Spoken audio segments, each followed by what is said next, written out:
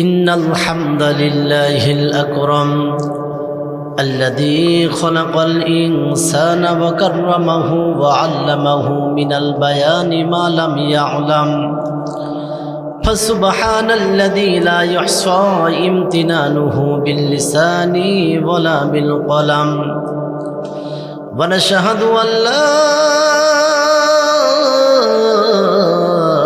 إله إلا الله وحده لا شريك له ونشهد أن سيدنا ومولانا محمدا عبده ورسوله الذي أرسله بالحق بشيرا ونذيرا وداعيا إلى الله بإذنه وسراجا منيرا فقد قال الله تعالى في كلامه المجيد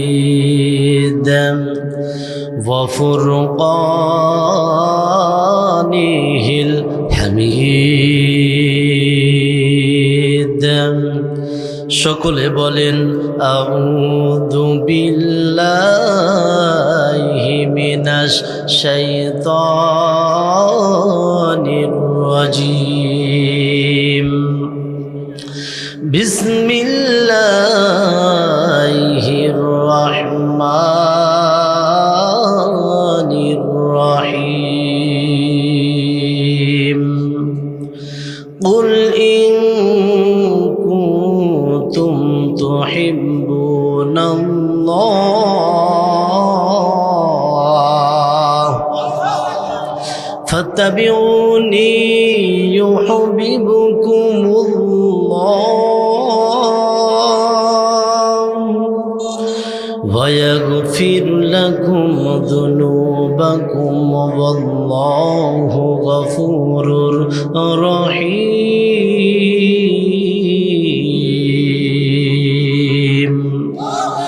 صدقت يا ربنا عن أنس رضي الله تعالى عنهما قال قال رسول الله صلى الله عليه وسلم لا يؤمن أحدكم حتى أكون أحب إليه من والده وولده والناس أجمعين متفق عليه أو كما قال عليه الصلاة والسلام وقال تعالى في شان رسول الله صلى الله عليه وسلم إن الله وملائكته يصلون على النبي يا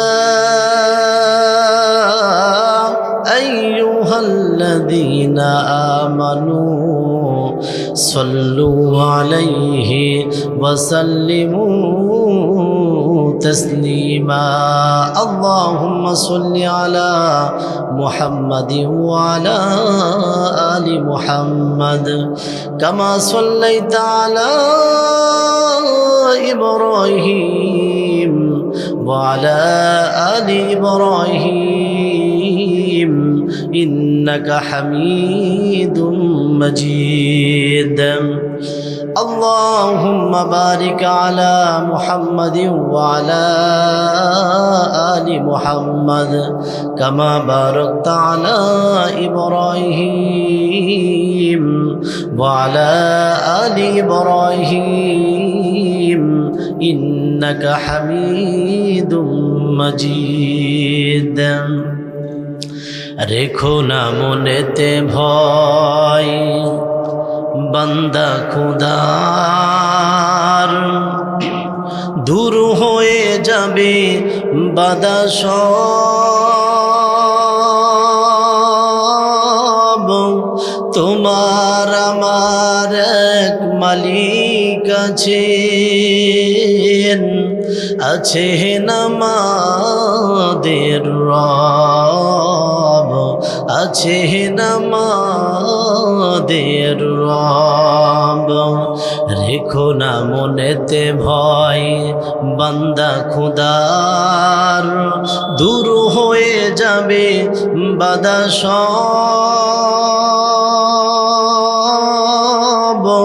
তোমার আমার এক আল্লাহ আছেন, আছেন আমাদের রব, আছেন আমাদের রব। কালিমা পড়ে লা ইলাহা,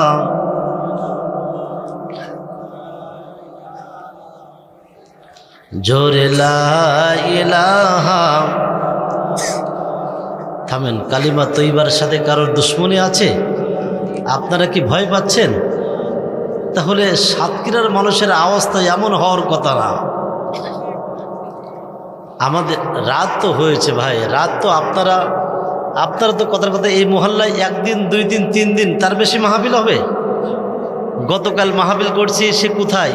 নোয়াখালী। শাইন জানে, আপনাদের হাফিজ সাহেব জানে, নোয়াখালী এই জায়গার থেকে 600 কিলোমিটার দূর। তার আগের দিন গাইবান্ধা। কত রাত্রিবেলা ঘুমায়নি ভাই, ঘুমানোর সময় পাইনি ভাই। কয়েকবার জেল খাটছি শুধু আল্লাহর কোরআনকে ভালোবাসার জন্য। তো প্রিয় ভাই, আমরা তো দুনিয়ার কোনো মানুষকে ভয় পাই না, একজনকে ভয় পাই। বলেন তো তার নাম কি? আরো জোরে বলেন না, নাম কি? তাহলে একটু আওয়াজ দিয়ে বলেন লা ইলাহা, জোরে লা ইলাহা, জোরে লা ইলাহা ইল্লাল্লাহ, লা ইলাহা। ভাইজান বহু দূরে মদিনা, ঠিক কিনা? ভাইজান বহু দূরে মদিনা, আমরা কেমনে যাইতাম জানি না। বলেন বহু দূরে আমরা কেমনে যাইতাম জানি না। দয়াল আল্লাহ দয়া করো, বলেন দয়াল আল্লাহ, পুরাও মনের ভাষণা লা ইলাহা, জোরে লা ইলাহা। ভাইজান হাতে করে হাতের কাম, ঠিক কিনা? ভাইজান হাতে করে হাতের কাম, পায়ে করে পায়ের কাম। অন্তরেতে রাখিও স্মরণ, বলেন অন্তরেতে খুদা তোমার নাম লা ইলাহা, জোরে লা ইলাহা, লা ইলাহা ইল্লাল্লাহু মুহাম্মাদুর রাসূলুল্লাহ সাল্লাল্লাহু আলাইহি ওয়াসাল্লাম। আলহামদুলিল্লাহ, ঐতিহ্যবাহী সাতক্ষীরা জেলার পাটকেলঘাটা থানাধীন স্থান ফুলবাড়ি নুরানি মাদ্রাসার উদ্যোগে স্থান শ্যানের গাতি কেন্দ্রীয় ঈদগাহ ময়দান 2025। তো আজকের মাহফিলের সম্মানিত সুযোগ্য সভাপতি জনাব তাওহিদুর রহমান উজ্জ্বল জি, প্রিয় ভাই অসুস্থ, আমরা দোয়া করছি আল্লাহ তাআলা প্রিয় ভাইকে শিফায়া কামেলা আজলা দান করেন। এই জন্য চিৎকার করে বলেন আমিন। ছেলে অসুস্থ, বাবা বসে আছে, আমরা দোয়া করছি বাবাকে আল্লাহ তাআলা নেক হায়াতে তৈবা দান করেন। এই জন্য চিৎকার করে বলেন আমিন। আজ মাহফিলে আলোচনা রেখে মুগ্ধ করেছেন যুগ জিজ্ঞাসার আলোকে মানবতার মুক্তির নিরিখে বিশিষ্ট ইসলামী চিন্তাবিদ ও শিক্ষাবিদ জনাব হাফেজ শফিউল্লাহ আজাদ। দোয়া করি আল্লাহ তাআলা প্রিয় ভাইয়ের গলার কণ্ঠটা সারা বিশ্বের জন্য কবুল করেন। এজন্য চিৎকার করে বলেন আমিন। আরও আলোচনা রেখে মুগ্ধ করেছেন যুগ জিজ্ঞাসার আলোকে মানবতার মুক্তির নিরিখে বিশিষ্ট ইসলামী চিন্তাবিদ ও শিক্ষাবিদ জনাব হাফেজ মাওলানা ইয়াসিন আরাফাত সাতক্ষীরা। তো প্রিয় ভাই খুব চমৎকার আলোচনা করতেছিলেন। আমরা দোয়া করি আল্লাহ তাআলা ভাইয়ের গলার কণ্ঠটা সারা বিশ্বের জন্য কবুল করেন। এই জন্য চিৎকার করে বলেন আমিন। আরও আলোচনা রেখে মুগ্ধ করেছেন অন্য উলামায়ে কেরাম সামনে উপস্থিত আছেন। দূর দূরান্ত থেকে কোরআন প্রেমিক, হাদিস প্রেমিক, আল্লাহ প্রেমিক, আল্লাহ রসুল প্রেমিক ভাই ও বাবা জিরাম, পর্দার আড়ালে মা বোনরা আছে, পর্দার আড়ালের মা বোনরা উপস্থিত আছেন।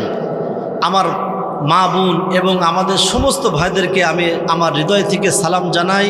আসসালামু আলাইকুম ওয়া রাহমাতুল্লাহ। সর্বপ্রথম শুকরিয়া আদায় করছি সেই আল্লাহ সুবহানাহু ওয়া তাআলার দরবারে, যে আল্লাহ তাআলা আপনাকে আমাকে অত্যন্ত দয়া করে, অত্যন্ত মায়া করে আজ এই তাফসীরুল কুরআন মাহফিলে আসার বসার সুন্দর ব্যবস্থা করে দিয়েছেন যিনি, সেই আল্লাহ তাআলার দরবারে প্রাণ খুলে সমাস্বরে সমাবেত আওয়াজে সমাবেত চেষ্টায় জীবনের শ্রেষ্ঠ শুকরিয়ার ঝান্টাটা আল্লাহ সুবহানাহু ওয়া তাআলার আরশে আজিম পর্যন্ত পৌঁছায় দেয়। এই জন্য চিৎকার করে বলেন আলহামদুলিল্লাহ। আরও একটু আওয়াজ দিয়ে বলেন আলহামদুলিল্লাহ। লাখ কোটি দুরূদ ও সালাম পাঠ করি সেই মানবতার মহান মুক্তির দুধের জন্য, যিনি আপনার আমার সকলের কিয়ামতের কঠিন মুসিবতের সময় একান্ত ব্যারিস্টার, আকায়ে নামদার, তাজদারে মাদিনা, সেই মানবতার মহান শিক্ষক, সেই মানবতার মহান নায়ক, নবী মুকররম জনাব হযরত মুহাম্মদুর রাসূলুল্লাহ। মাগফিরাত কামনা করছি সেই সমস্ত ভাইদের জন্য যারা ইসলামের জন্য, কুরআনের জন্য, দ্বীনের জন্য, দেশের জন্য যারা প্রাণ দিয়ে শহীদ হয়েছেন। আল্লাহ সুবহানাহু ওয়া তাআলা সেই সমস্ত ভাইদেরকে জান্নাতুল ফিরদাউসের মেহমান হিসাবে কবুল করেন। এই জন্য চিৎকার করে বলেন আমিন। প্রাণ প্রিয় ভাইরা, আলোচনার পূর্বে দুই একটি কথা বলেই আমি আমার মূল আলোচনা শুরু করতে চাই, যদি আপনাদের অনুমতি পাই। সম্মানিত ভাইরা, বলেন তো আজ এই মাহফিল কিসের মাহফিল? সবাই বলেন না কিসের? এই কোরআনটা কার? সবাই বলেন না কার? এই কোরআনের কথা শুনতে গেলে, বুঝতে গেলে, জানতে গেলে আপনাদের কি কষ্ট হবে? সবাই বলেন। যারা ইমানদার, যারা মুমিন, যারা মুসলিম প্রকৃত অর্থে যারা আল্লাহ তাআলাকে ভয় পায়, তারা এই কোরআন শরীফ শুনলে তৃপ্তি পায়, আনন্দ পায়, মজা পায়। আর যারা এই কোরআন শরীফ শুনলে অসন্তুষ্ট হয়, বুঝতে হবে ইমানের সমস্যা। সম্মানিত ভাইরা, আমাকে ভুল বুঝবেন না। টুপি থাকলে, দাড়ি থাকলে, লম্বা পাঞ্জাবি গায়ে থাকলে ইমানদার হওয়া। দেখেন, এই কোরআন শরীফ শুনেছিল হযরত আবু বকর, ওমর, উসমান, আলী। একটু আগে তো সাউন্ডটা ভালো ছিল ভাই, একটু আগে সুন্দর ছিল ভাই। এই কোরআন শরীফ শুনেছিল হযরত আবু বকর, ওমর, উসমান, আলী। তাদের কিন্তু ঈমান বেড়ে গিয়েছিল। আবার একই কোরআন শরীফ শুনেছিল আবু জেহেল, আবু লাহাব, উতবা, সাইবা, ওয়ালিদ ইবনে মুগীরা। ওদের ঈমান বাড়ছিল না শয়তানি বাড়ছিল?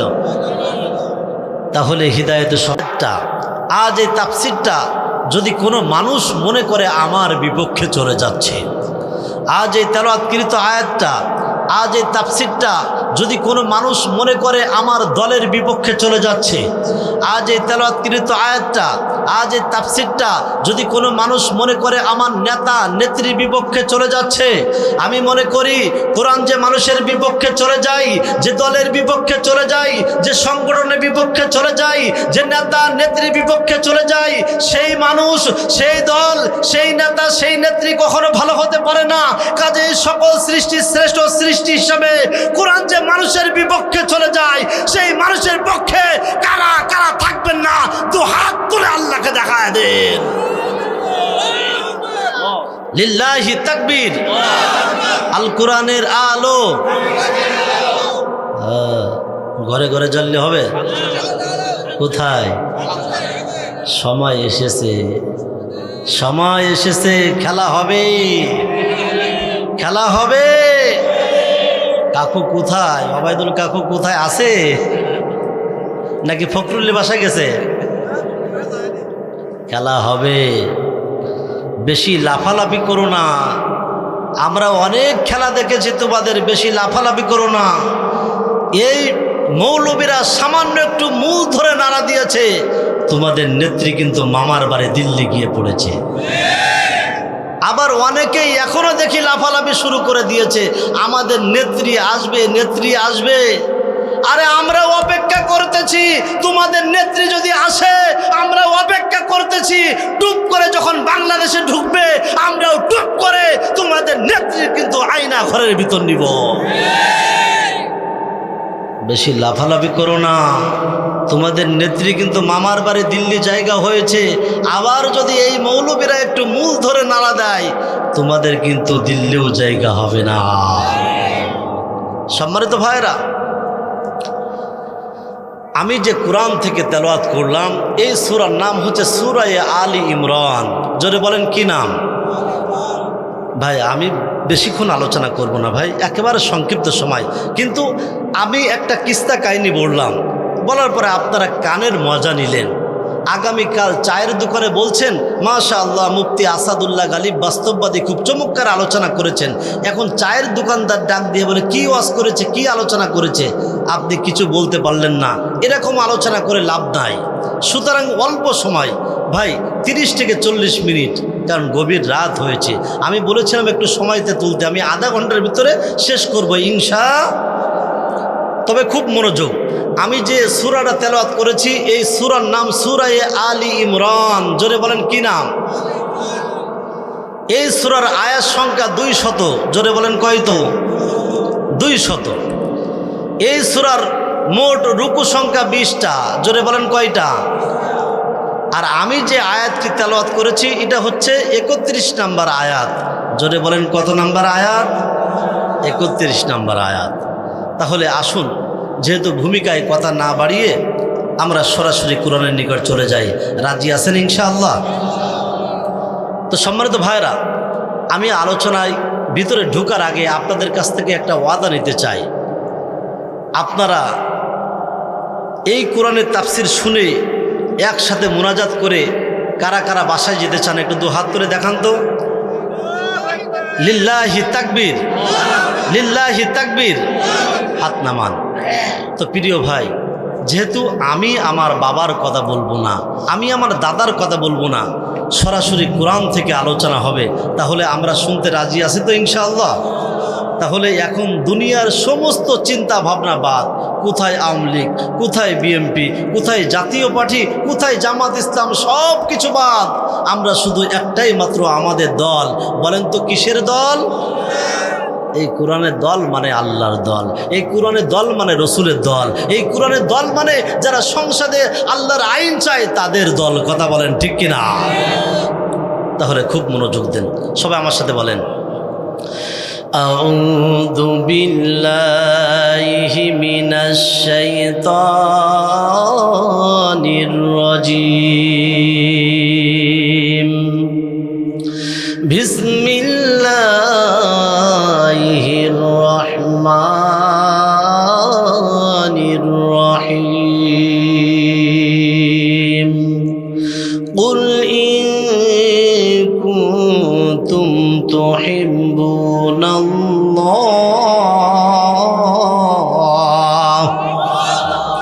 ফাত্তাবিউনি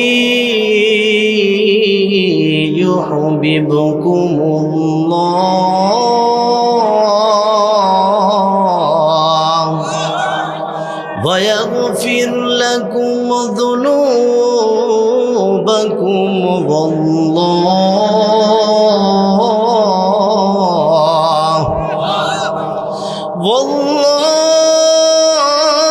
ওয়াল্লাহু গফুরুর রহিম।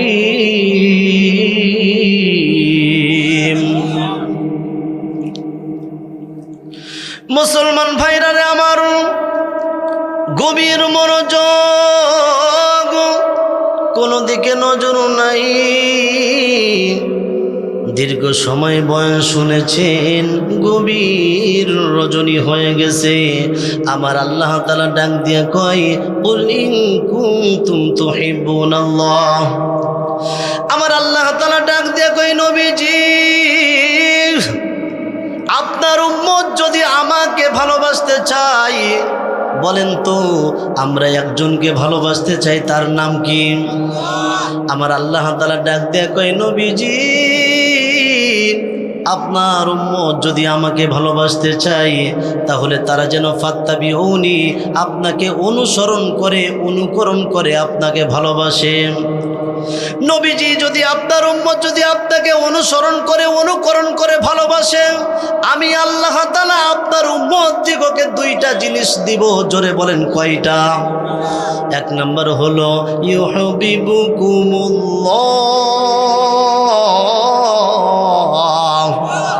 আমার আল্লাহ তাআলা ডাক দিয়ে বলে, নবীজি আপনার উম্মত যদি আপনাকে অনুসরণ করতে পারে, আমি আল্লাহ তাআলা এক নাম্বার যে জিনিসটা দিব, আমি আল্লাহ তাআলা আপনার উম্মত দিগকে নিজেই ভালোবাসবো। আর দুই নম্বর হলো ওয়াগফির লাকুম যুনুবাকুম। আর দুই নম্বর হলো নবীজি আপনার উম্মত যদি আপনাকে অনুসরণ করতে পারে, আমি আল্লাহ তাআলা আপনার উম্মত যত গুনাহ করবে যদি আপনাকে অনুসরণ করে, আমি আল্লাহ তাআলা আপনার উম্মত দিগকের জীবনের সমস্ত গুনাহগুলো মাফ করে দিব। আল্লাহু গফুরুর রহিম, আমি ক্ষমাশীল আর দয়ালু। এবারে সাতক্ষীরার মুসলমান, আমি আপনাদের কাছে একটি প্রশ্ন করতে চাই। আমার আল্লাহ তাআলা ডাক দিয়ে কয়, নবীজি আপনার উম্মত যদি আপনাকে অনুসরণ করে, আমি আল্লাহ তাআলা আপনার উম্মত দিগকে ভালোবাসবো আর জীবনের সমস্ত গুনাহগুলো মাফ করে দিব। সাতক্ষীরার মুসলমান, যদি আমরা রসুলকে অনুসরণ করতে পারি আর আল্লাহ তাআলা যদি আমাদের জীবনের গুনাহগুলো মাফ করে দেয়, আর আল্লাহ তাআলা যদি আমাদেরকে ভালোবাসে, তাহলে আমাদের কি কোনো চিন্তা আছে? কোনো পেরেশান আছে? কোনো ভয় আছে? না না, কোনো ভয় না। শর্ত হলো একটি, ফাত্তাবিউনি, রসুলকে অনুসরণ করা। এবার বলেন কার অনুসরণ করা? এই আলোচনা গুছাইতে যান ভাই, আপনাদের আমি আশা করতেছি ভালো লাগবে। 2021 সালে আমাকে একবার দাওয়াত দিয়েছিল, আপনাদের হাফেজ সাহেব দাওয়াত দিয়েছিল মাহফিলের। আপনাদের এই জায়গায় মাহফিল ছিল, আগের দিন আমি গ্রেপ্তার হয়ে গেলাম। আবার 2018 সালে একবার গ্রেপ্তার হয়ে গেলাম, তাও তো পাটকিলঘাটে কয়েকটা মাহফিল ছিল। তো প্রিয় ভাই, আলোচনা একটু গুছাইতে দেন, খুব মনোযোগ দেন ভাই। তাহলে আল্লাহ তাআলা আমাদের জীবনের গুনাহগুলো মাফ করে দিবেন এবং আল্লাহ তাআলা আমাদেরকে ভালোবাসবেন। শর্ত দিলেন একটি, জোরে বলেন অনুসরণ করবেন কার? হ্যাঁ, অনুসরণ করব, অনুকরণ করব, ভালোবাসবো আমাদের নেতা জনাব হযরত মুহাম্মাদুর রাসূলুল্লাহ সাল্লাল্লাহু আলাইহি ওয়াসাল্লাম। সম্মানিত ভাইরা, কিন্তু আজ যুবকরা তো অনুকরণ করে ভালোবাসে নায়ক শাকিব খানকে। কথা বলেন, আজ যুবকরা তো অনুকরণ করে ভালোবাসে নায়ক মান্নাকে। আজ যুবকরা তো অনুকরণ করে ভালোবাসে নায়ক সালমান শাহকে। ও আমার প্রিয় ভাই, ও যুবক ভাই, আমি তোমাদেরকে আহ্বান করতে চাই, তুমি যে নায়ক শাকিব খানের অনুকরণ করলে ভালোবাসলে, তুমি কি একবার চিন্তা করে দেখলে না যে নিঃসন্দেহে নায়ক শাকিব খান আপনাকে আমাকে জাহান্নামে নিচ্ছে? এখন প্রশ্ন আসতে পারে, কারণ আপনারা সাতক্ষীরার মুসলমান অনেক সচেতন, যে আমি যে বললাম নায়ক শাকিব খান আমাদেরকে জাহান্নামে নিচ্ছে, যুবকদেরকে জাহান্নামে নিচ্ছে, আমি কোরআনের কথা বললাম না, হাদিসের কথা বললাম না, এটা তো হতে পারে না। নিঃসন্দেহে আমাকে দলিল দেওয়া লাগবে। এবারে দলিল নেন। আমার আল্লাহ তাআলা সূরা লুকমানের 6 নম্বর আয়াতের ভিতরে বলছেন, ওয়া মিনান নাসি মান ইয়াশতারি লাহুল হাদিস লিয়ুদিল্লা আন সাবিলিল্লাহ বিগাইরি ইলমি ওয়া ইয়াত্তাখিদাহা হুজুওয়া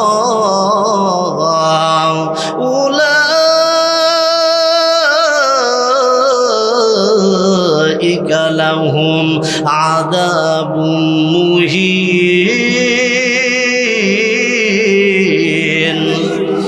আমার আল্লাহ তাআলা ডাক দিয়ে কয়, নবীজি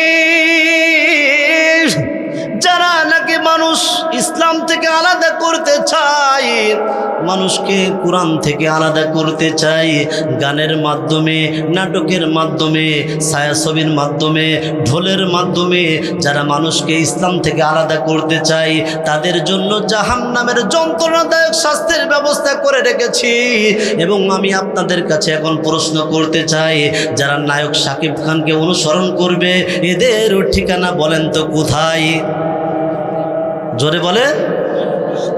শুধু যুবকদের কথা আমি কি বলবো, পদ্মালের মা বোনরা আছে বেশি না কম? যে জায়গায় যায় মা বোনরা বেশি, তো মা বোনদের সম্পর্কে একটু আলোচনা করার দরকার, কারণ তারাই ছিল এদেশের সরকার, আর সংসারটা জ্বালাইয়া পুরাইয়া করেছে সরকার। মা বোনদের সম্পর্কে একটু আলোচনা করার দরকার। আসলে যুবক যুবতীদের কথা কি বলবো, পদ্মার মা বোনরা বসে আছে, অনেক গুণের কিরাস হচ্ছে নায়ক শাকিব খান। কথা বলেন। এই যে কয়েকদিন আগে নায়িকা রোজনিপাকে প্রশ্ন করা হলো যে আপনি নায়ক সালমান শাহকে কেমন ভালোবাসেন, তখন নায়িকা রোজনিপা ডাক দিয়ে বলছে, যখন নায়ক সালমান শাহ ছবি করতো তখন আমার জন্মগ্রহণ করি নাই, তখন আমি দুনিয়ার উপরে আসি নাই, কিন্তু আমি নায়ক সালমান শাহকে এত ভালোবাসি, এত অনুকরণ করি, আমি তার জন্য জীবনে প্রেম ভালোবাসা করি নাই, জীবনে বিবাহ করি নাই, আমি তাকে এখনো মোহাব্বত করি, ভালোবাসি, আর যতদিন দুনিয়ার উপরে থাকবো আমি ততদিন তাকে ভালোবেসে যাব। চিৎকার করে বলেন নাউজুবিল্লাহ। ও পদ্মালের মা বোন, আমার তো মন বলে নায়িকা রোজনিপা যতটুক নায়ক সালমান শাহকে ভালোবেসেছে, অনুকরণ করেছে, আমার তো মন বলে এর চেয়ে 50% আমার আল্লাহ তাআলাকে যদি ভালোবাসতে পারতো, আমার রসুলকে ভালোবাসতে পারতো, আমার তো মন বলে মরে যাওয়ার সাথে সাথে জান্নাতের 8টা দরজা, যে কোনো দরজা দিয়ে জান্নাতে প্রবেশ করতে পারতো। কথা বলেন। আর অনেকেই আছে, আমাদের অনেক আলেমরাও বাউল ফাউলদের পক্ষে কথা বলতেছে। পরিষ্কারভাবে জানাইতে চাই, আবুল সরকার আমার রাসূল সাল্লাল্লাহু আলাইহি ওয়াসাল্লাম এবং আমার আল্লাহ তাআলাকে নিয়ে বাজে মন্তব্য করেছে। পরিষ্কারভাবে আমরা জানাইতে চাই, আবুল সরকারকে দিবালোকে ফাঁসির মঞ্চে ঝুলানো লাগবে। ফাঁসির মঞ্চে ঝুলানো লাগবে। এই কারণে যুবকরা মনে করতে পারো হয়তো তওবা করেছে, কিন্তু বিষয়টা তা না। তাকে ফাঁসির মঞ্চে ঝুলাইলে অন্য মানুষগুলো সচেতন হবে যে আমার আল্লাহকে নিয়ে বাজে মন্তব্য করলে, রসুলকে নিয়ে বাজে মন্তব্য করলে তার আর দুনিয়ায় থাকার অধিকার নাই। কথা বলেন। ও যুবক ভাই, তোমরা তো নায়ক শাকিব খানের অনুসরণ করো, দেখো না কিভাবে রসুলকে অনুসরণ করতে হয়, কিভাবে অনুকরণ করতে হয়, ভালোবাসতে হয়। যুবকদের সম্পর্কে বলতে গেলে অনেক সময়ের প্রয়োজন। একটা গানের মাধ্যমে বলতে চাই, যুবকরা আমার সাথে একটু গাইতে পারবা? হ্যাঁ, বলো আল্লাহ আল্লাহ রে কোন দুনিয়ায় পাঠাইলা আমারে, ঠিক কিনা? বলো আল্লাহ আল্লাহ রে কোন দুনিয়ায় পাঠাইলা আমারে। বর্তমানের পুলা মাইয়া সমান সমান মাপ, লম্বা চুল কাটিয়া মাইয়া মাথায় লাগাই ক্যাপ। কথা বলেন। বর্তমানের পুলা মাইয়া সমান সমান মাপ, লম্বা চুল কাটিয়া মাইয়া মাথায় লাগাই ক্যাপ। ও আল্লাহ আল্লাহ রে কোন দুনিয়ায় পাঠাইলা আমারে। হিন্দি গানের টান মারিয়া রাস্তা দিয়া যায়, কারো কারো কারো সুরে আবার বুকটা ফাইটা যায়। বুক ফাটা মমতাজ আজ কোথায়? তাকেই তো বাংলাদেশের লোক খুঁজতেছে। যখন সংসদে উঠে বলে বুখারী, মুসলিম, তিরমিজি, আবু দাউদ, নাসাই, ইবনে মাজাহ সকল সিয়াসিত্তার কিতাব পড়ে শেষ করেছি, আমার তো মন বলে ওই সংসদ আর পবিত্র থাকতে পারে না, অপবিত্র হয়ে যায়। কথা বলেন। সংসদে আমরার আউল ফাউল এই সমস্ত শিল্পী আমরা আর দেখতে চাই না। আমরা চাই বাংলাদেশের মুসলমান, এদেশের মুসলমানরা ইসলামকে ভালোবাসে, কোরআনকে ভালোবাসে। ইসলামের জন্য যদি রক্ত দেওয়া লাগে দিব, ইসলামের জন্য যদি আমার ঘর ছাড়া লাগে আমরা ঘর ছাড়বো, ইসলামের জন্য যদি জেলখানা লাগে আমরা জেল খাটবো। কথা বলেন ঠিক কিনা? তারপরে এবার শপথ দিয়েছি, দুনিয়ার উপরে যদি আমরা বেঁচে থাকি তাহলে আমরা সংসদেই আল কোরআনের আইন চালু করতে চাই। সম্মানিত ভাইরা, এত সহজ না, এত সহজভাবে না। কারণ কি, এতদিন মুসলমানরা বুঝতে পারে নাই আমাদের টাকা নিয়ে তারা খেলা করে, এমপি, মন্ত্রী, মিনিস্টার, আবার আমাদের সন্তানগুলো তারা নাস্তিক বানিয়ে ছাড়ছে। আমরা পরিষ্কারভাবে জানাইতে চাই, আমরা এতদিন বুঝতে পারি না, এখন থেকে আমরা বুঝতেছি। আমরা পরিষ্কারভাবে জানাইতে চাই, আমাদের সংসদ শুধু বাংলাদেশ না, যেভাবে মুসলমানরা ইসলামের দিকে ধাবিত হচ্ছে, আমার তো মন বলে আগামীর পৃথিবী কোরআনের পৃথিবী। কথা বলেন। যাদের আলোচনা ভালো লাগবে তারা দেখবেন মিসকি মিসকি হাসি দিবে। কারণ কি দেখেন, আমি তো মনে করতেছি সারা পৃথিবী আগামীর দেশ, কোরআনের দেশ, আগামীর পৃথিবী কোরআনের পৃথিবী। এই যে বাবরি মসজিদ নিয়ে কত খেলা করলো মোদি দাদা। মোদি দাদা, তুমি অনেক খেলা খেলেছো, এখন সময় এসেছে মুসলমানরা তোমার জবাব দেওয়ার জন্য প্রস্তুত। বাবরি মসজিদ নির্মাণ করবে, সুন্দর করে উপস্থাপনা করবে, শুধু ঘোষণা দিয়েছে। এক মুসলমান ডাক দিয়ে বলে কোনো চিন্তার কোনো কারণ নাই, আমি এই বাবরি মসজিদের জন্য 80 কোটি টাকা দান করলাম। আল্লাহু আকবার বলেন, আল্লাহু আকবার বলেন।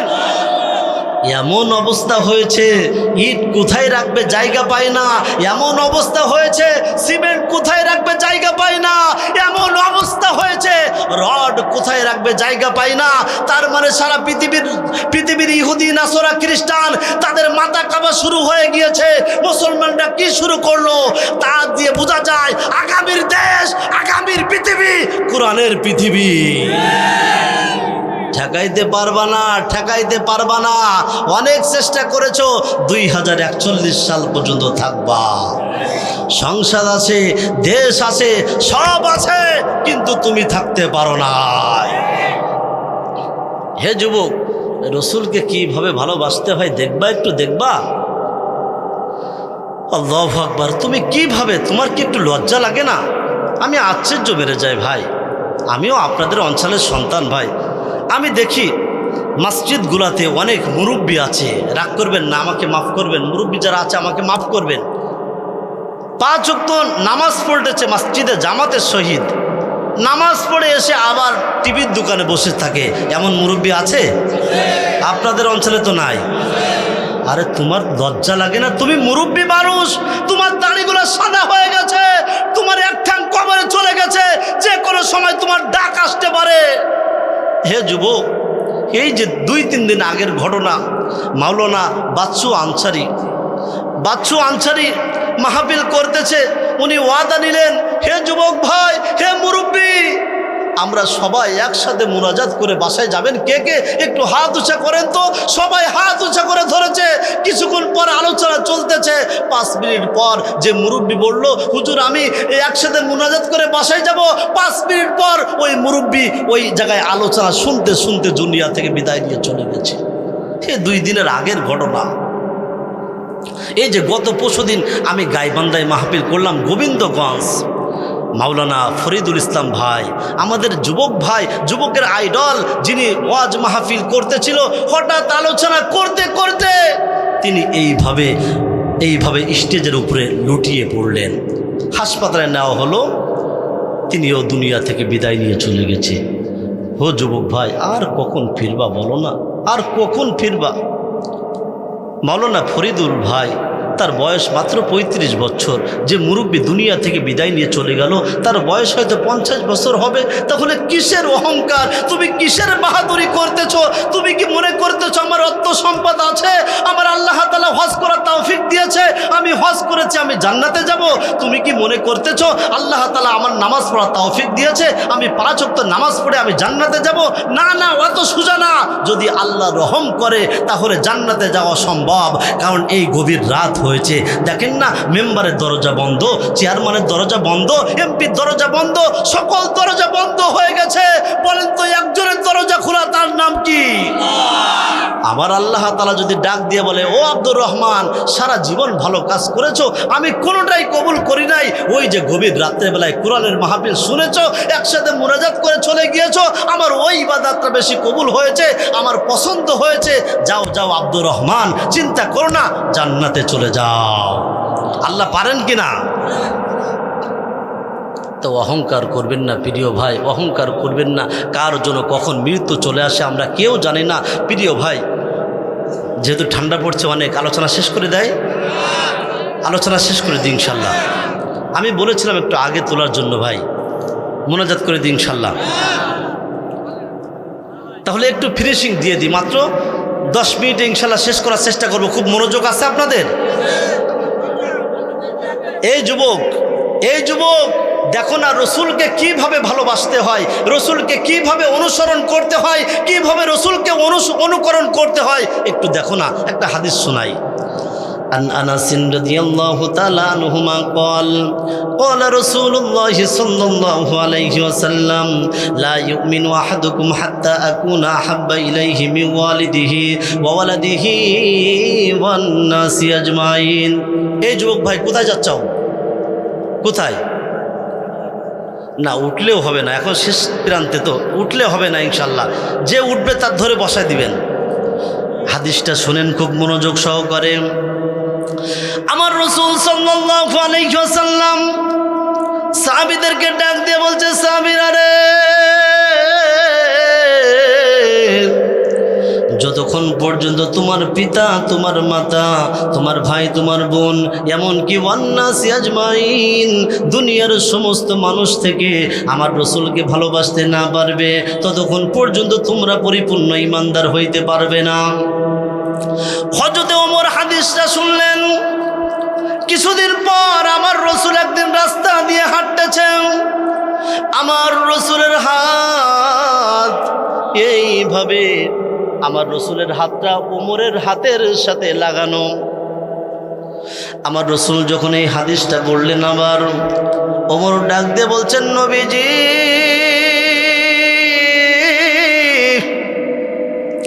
আমার মন বলতেছে দুনিয়ার সবচেয়ে আপনাকে মোহাব্বত করি, আপনাকে ভালোবাসি।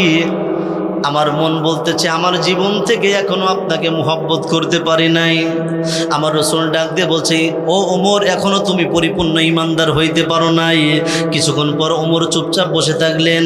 অনেকক্ষণ বসার পর ডাক দিয়ে বলছেন, নবীজি এখন আমার মন বলে আমি দুনিয়ার সবচেয়ে, এমনকি আমার জীবন থেকে আপনাকে মোহাব্বত করতে পেরেছি। আমার রাসূল ডাক দিয়ে বলছে, ওমর তুমি এখন পরিপূর্ণ ঈমানদার হয়ে গেছো।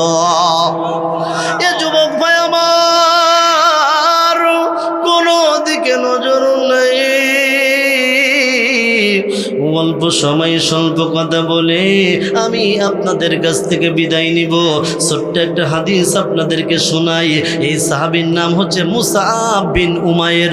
জোরে বলেন নাম কি? মুসআব বিন উমাইর এক বাবার এক সন্তান। জোরে বলেন কয় বাবার কয় সন্তান?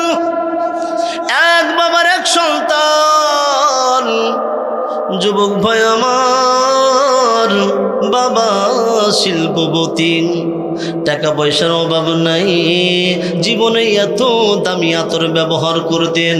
যদি মনে করেন ওই রাস্তা দিয়ে আজও যায়, আগামীকাল যদি ওই রাস্তা দিয়ে কোনো ব্যক্তি যায়, ওই আতরের গন্ধটা পাইয়া ডাক দিয়ে বলে আল্লাহ, আমার মন বলে ওই রাস্তা দিয়ে মুসআব বিন উমাইর গেছে। শুধু তাই না যুবক ভাই আমার, মক্কার সুদর্শন পুরুষ, যার চেহারা আমার রসুল এত সুন্দর ছিলেন, তার উদাহরণ দেওয়া সম্ভব নাই। কিন্তু আমার রসুল সাল্লাল্লাহু আলাইহি ওয়াসাল্লামের চেহারার সাথে এই মুসাব বিন উমাইরের চেহারা মিল ছিল। চিৎকার করে বলেন আল্লাহু আকবার। মুসাব বিন উমাইর শিল্পপতির সন্তান।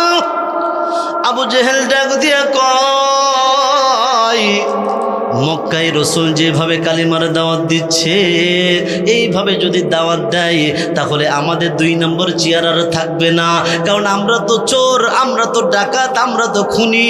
কারণ নিজে অপরাধ করলে কেউ না জানলে নিজে জানা যায়, আর একজন জানেন, তার নাম কি? এ যুবক ভাই আমার, আবু জেহেল ডাক দিয়ে কয়, রসুল যেভাবে কালিমার দাওয়াত দেওয়া শুরু করেছে, আমাদের 2 নম্বর চেয়ার থাকবে না। এবার আবু জেহেলের দলের লোকগুলা নিয়ে চললেন মুসাব বিন উমাইরের বাসায়। মুসাবকে ডাক দিয়ে বলছে, ও মুসাব, তোমাকে একটাই মাত্র দাবি করি, তোমাকে একটা কাজের আহ্বান করি, তুমি যেন নবীর কাছে যেও না, কালিমা পড়ো না, মুসলমান হয়েও না। এবার মুসাব ডাক দিয়ে বলছে, কি ব্যাপার? আবু জেহেলের মতো নেতা আমার কাছে এসেছে, নবীর কাছে যাওয়া যাবে না? তাহলে নবী কেমন একটু দেখবার মন চাই।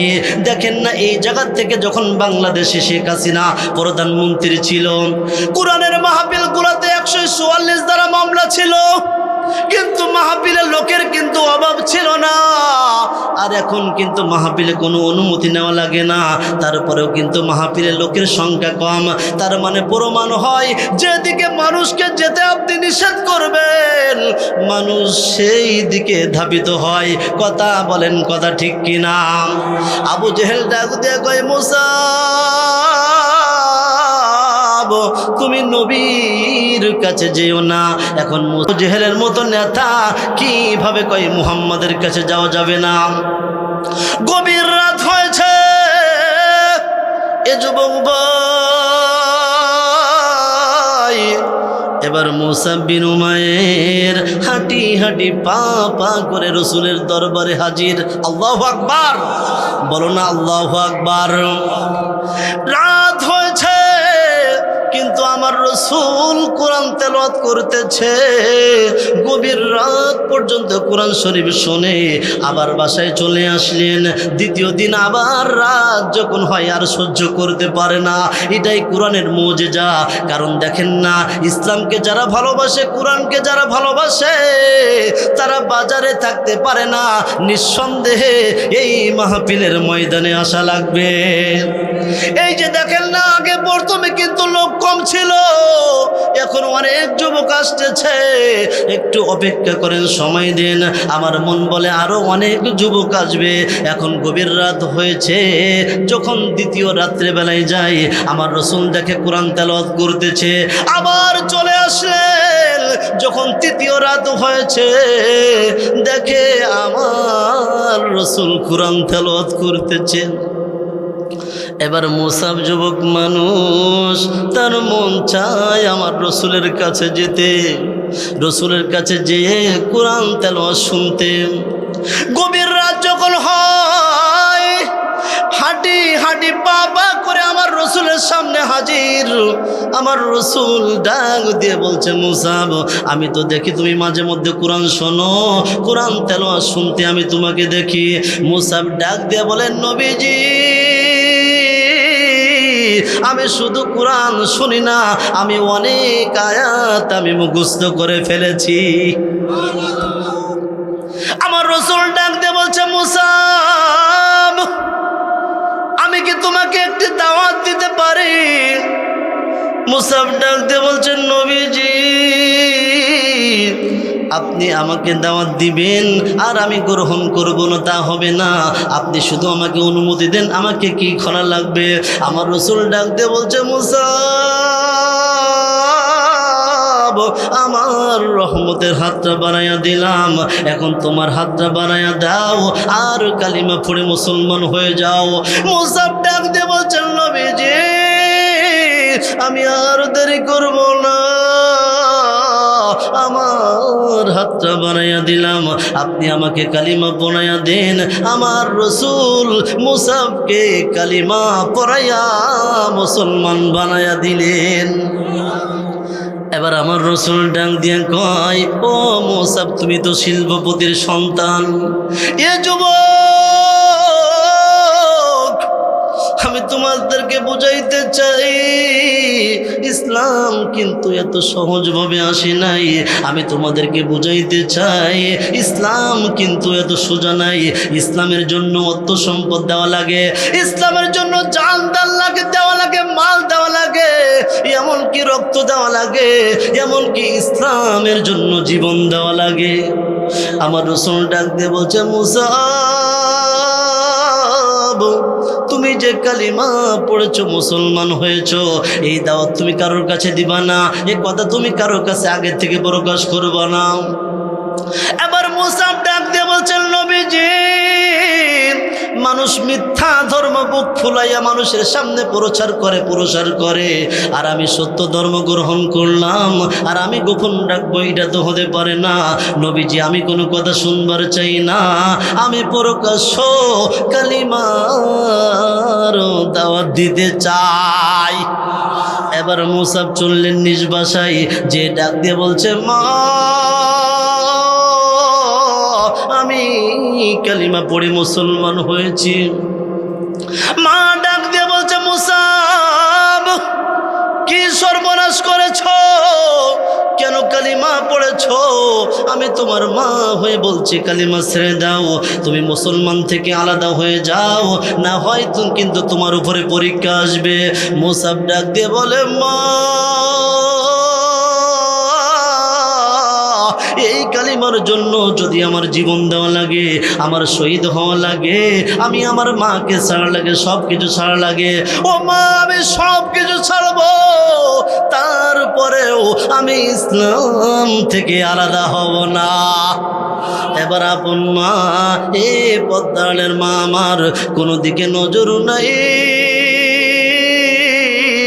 আপন মা মুসাবকে ঘরের ভিতরে বন্দি করে রেখেছেন। এ যুবক ভাই, একদিন না, 2 দিন না, এইভাবে 7 দিন, খাবারও নাই, পানি নাই।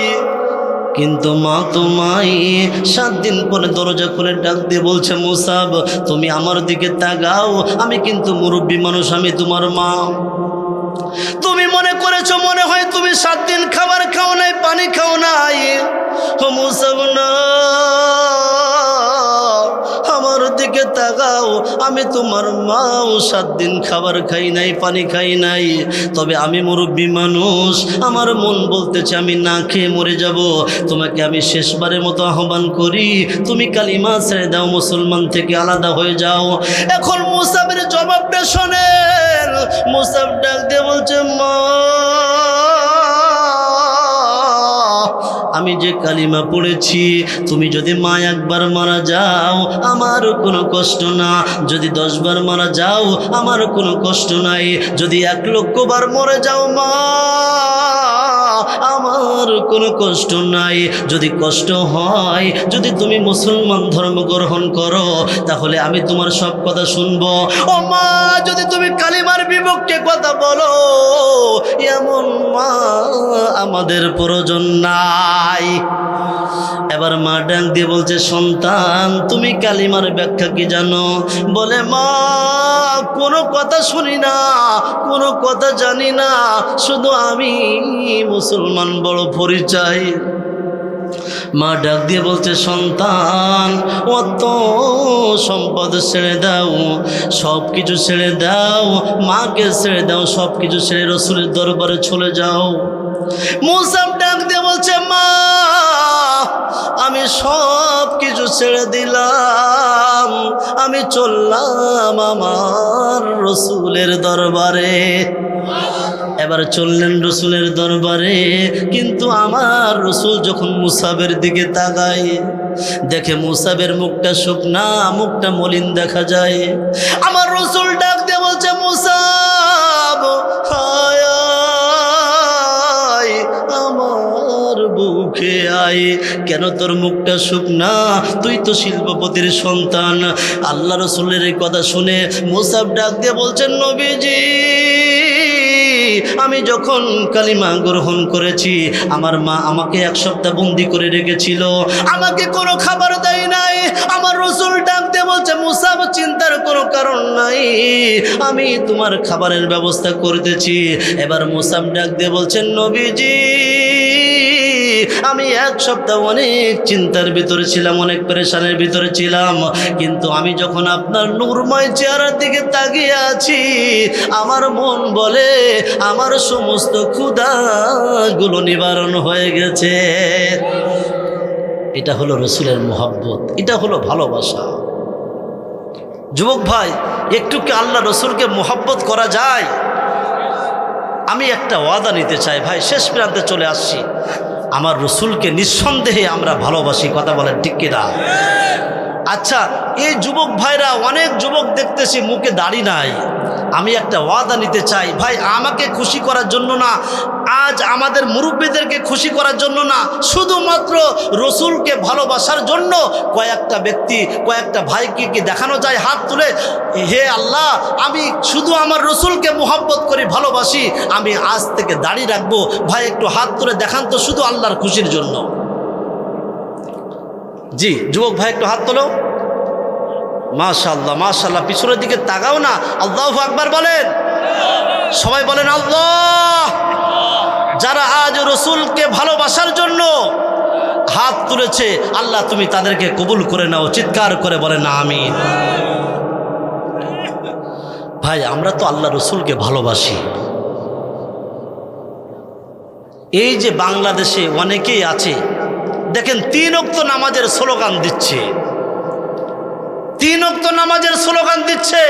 তাদের দলিল হচ্ছে তারা বলতে চায় আমরা হাদিস মানি না, রসুলকে মানি না, আমরা শুধু কোরআনকে মানি। আচ্ছা, আপনি হাদিস না মানলে আপনি মুসলমানই হতে পারেন না, কারণ আমার আল্লাহ তাআলা বলছে ফাত্তাবিউনি, তোমরা রসুলকে অনুসরণ করো, অনুকরণ করো, ভালোবাসো।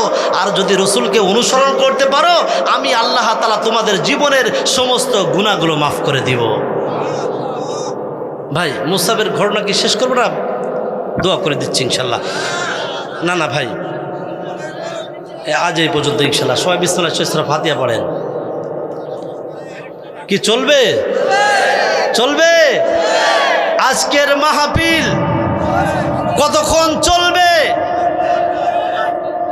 সারা রাত চলবে। আপনারা থাকেন, আমি গেলাম গা।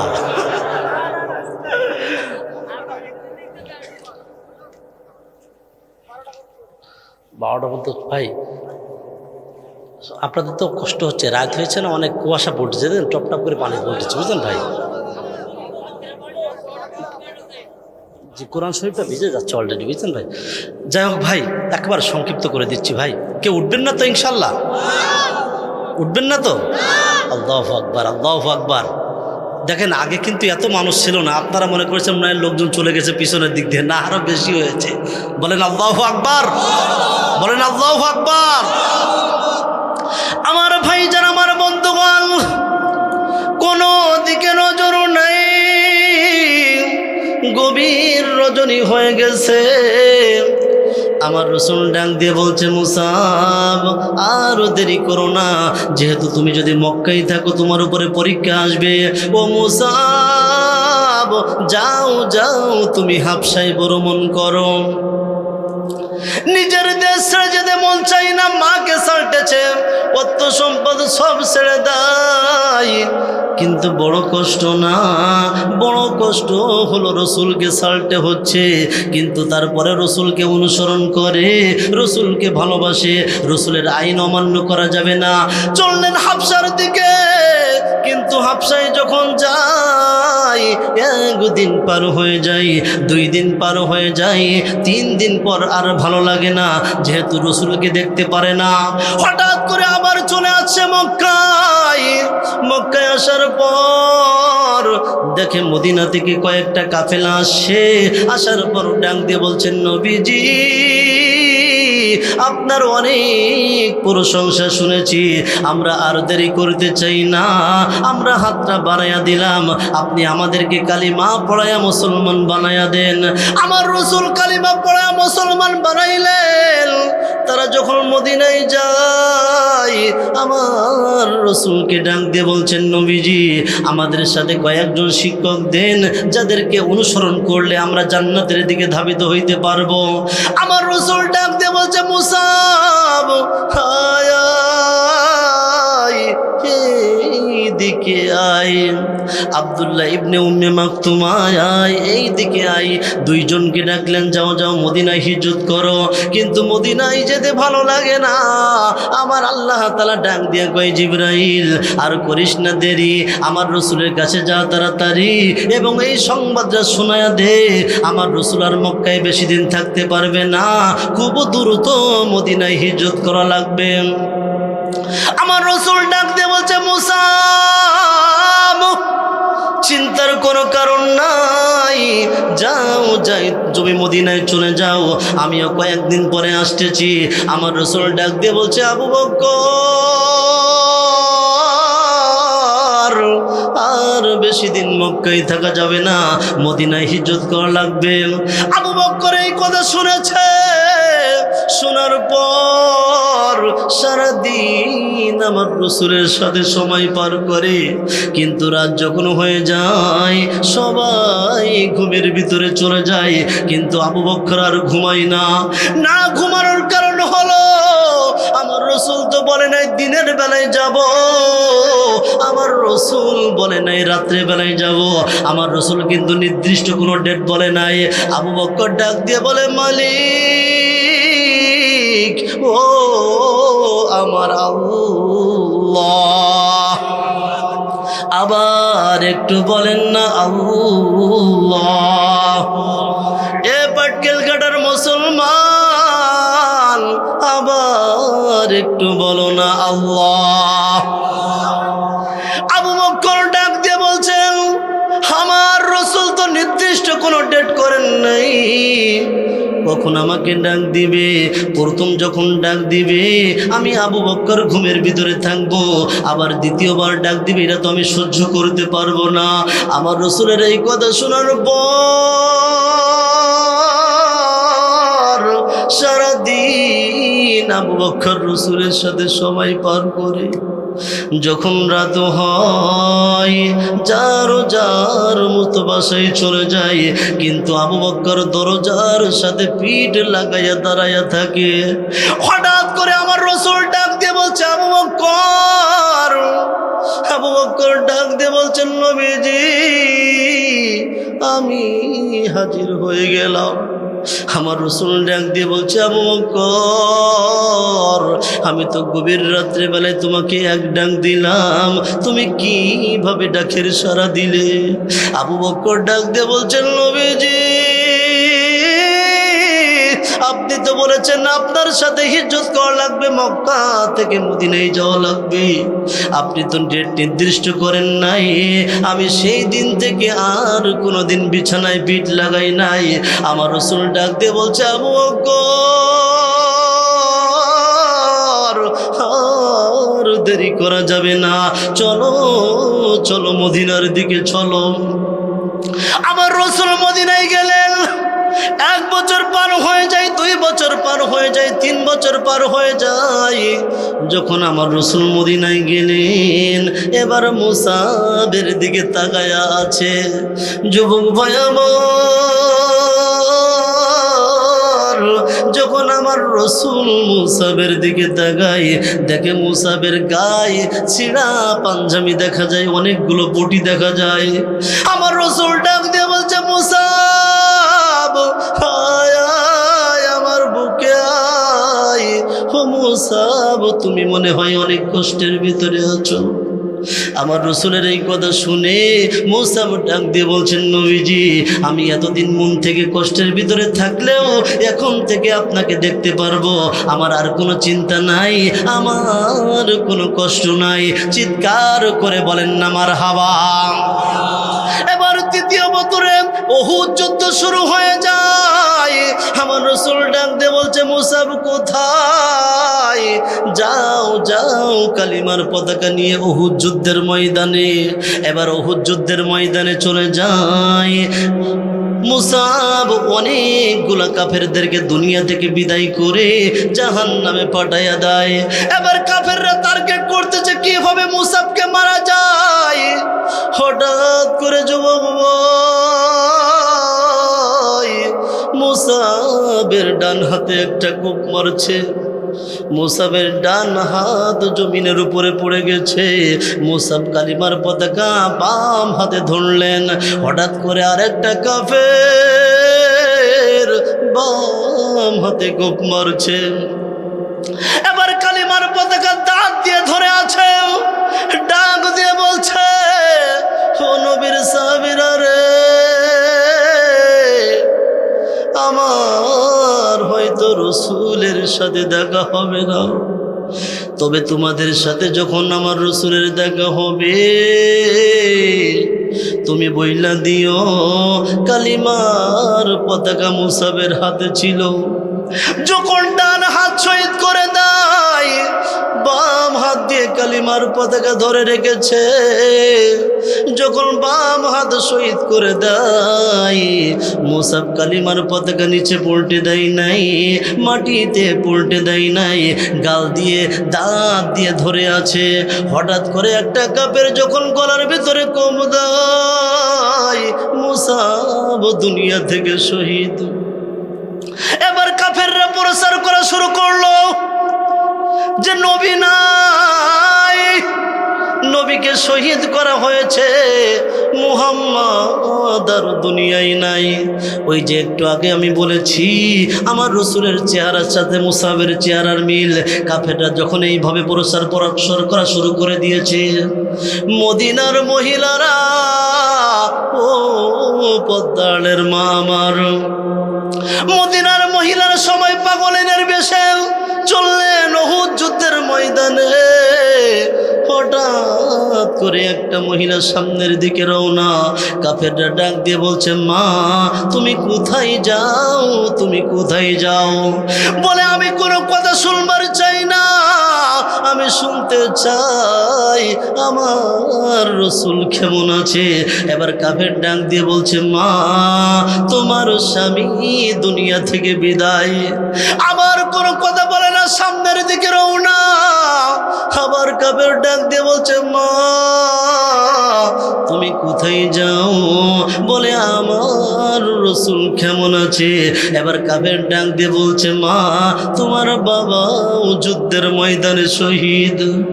মহিলা ডাক দিয়ে বলছে, কাফের আমি তো এই কথা শুনবার চাই না, আমার রসুল কেমন আছেন। এবার ডাক দিয়ে বলছে, মা এই উহুদ যুদ্ধে তোমার সন্তান শহীদ।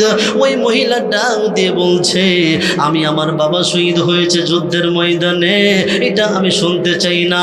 আমার ভাই শহীদ হয়েছে, আমি শুনতে চাই না। আমার স্বামী শহীদ, আমি শুনতে চাই না। ও কাফেররা তোমরা বলো না আমার দয়াল নবী কেমন আছে। চিৎকার করে বলেন আল্লাহু আকবার। উহুদ যুদ্ধ শেষ। আমার রাসূল ডাক দিয়ে বলছে, সাহাবীরা রে আর দেরি করিস না, আমার সাহাবীদেরকে এক জায়গায় কর, তাদের গোসল দেওয়ার প্রয়োজন নাই, জানাজা দিতে হবে, কবরের ভিতরে রাখা লাগবে। হঠাৎ করে লাশগুলো খুঁজতে খুঁজতে দেখে মুসাবের লাশ, মুসাবের হাত নাই, পালাই। আমার রাসূল ডাক দিয়ে বলছে, সাহাবীরা রে এ যুবক একটু চোখে পানি আসে কিনা। আমার রাসূল ডাক দিয়ে বলছে, সাহাবীরা রে মুসাবের কাফনের ব্যবস্থা কর। কিন্তু কাফনের কোনো ব্যবস্থা নাই, টাকা পয়সাও নাই। আমার রাসূল ডাক দিয়ে বলছে মুসাবের গায়ে যে কাপড় আছে এই কাপড় দিয়ে কাফনের ব্যবস্থা কর। কিন্তু মুসাবের গায়ে যে কাপড়টা ছিল যখন মাথা ঢাকে পায়ের দিক দিয়ে বাইর হয়ে যায়, যখন পা ঢাকে তখন মাথার দিক দিয়ে বাইর হয়ে যায়। আমার রাসূল ডাক দিয়ে বলছে সাহাবীরা রে, আমার মুসাব শিল্পপতির সন্তান, অবস্থা ভালো ছিল, টাকা পয়সার অভাব ছিল না। ও আমার সাহাবীরা রে, তোরা আরো দেরি করিস না, মাথাগুলো ঢাইকা ফেল। মাথা ঢেকেছে, আমার রাসূল কবরের ভিতরে নিজেই নেমেছে। আল্লাহু আকবার, জোরে বলেন না আল্লাহু আকবার। কবরের ভিতরে নেমেছে। এবার সাহাবীদেরকে ডাক দিয়ে বলছে সাহাবীরা রে, কিছু ঘাস দাও। পার উপরে ঘাস দিলেন। ঘাস দিয়ে যখন কবরের ভিতরে যখন নামাইতেছে তখন আমার রাসূল ডাক দিয়ে বলছে আল্লাহ, ও আমার আল্লাহ, ও আল্লাহ, এই মুসাব দুনিয়ার উপরে যতদিন ছিল আমি মুসাবের উপরে খুশি। আমি তোমার কাছে একটা দোয়া করতে চাই, তুমি আর দেরি করো না, তুমিও মুসাবের উপরে খুশি হয়ে যাও। তখন সাহাবীরা ডাক দিয়ে বলছে আল্লাহ, আজ এই কবরে মুসাবের লাশ না হইয়া যদি আমাদের লাশটা হইতো, আমাদের কবরটা কেমন ভালো হইতো। এ মুসলমান, এ সাতক্ষীরার মুসলমান, এ পাটকেল ঘাটার মুসলমান, এবার আলোচনা থেকে আপনারা কি বুঝলেন? সম্মানিত ভাইরা, আমি আপনাদের কাছে একটি প্রশ্ন করতে চাই। বলেন তো, যদি আমরা জান্নাতে যেতে চাই একজনকে অনুসরণ করা লাগবে, বলেন তো তার নাম কি? হযরত মুহাম্মদ সাল্লাল্লাহু আলাইহি ওয়াসাল্লাম। রাজি আছেন ইনশাআল্লাহ? আল্লাহ তাআলা কবুল করুক। বিসমিল্লাহ, সূরা ফাতিহা একবার পড়েন।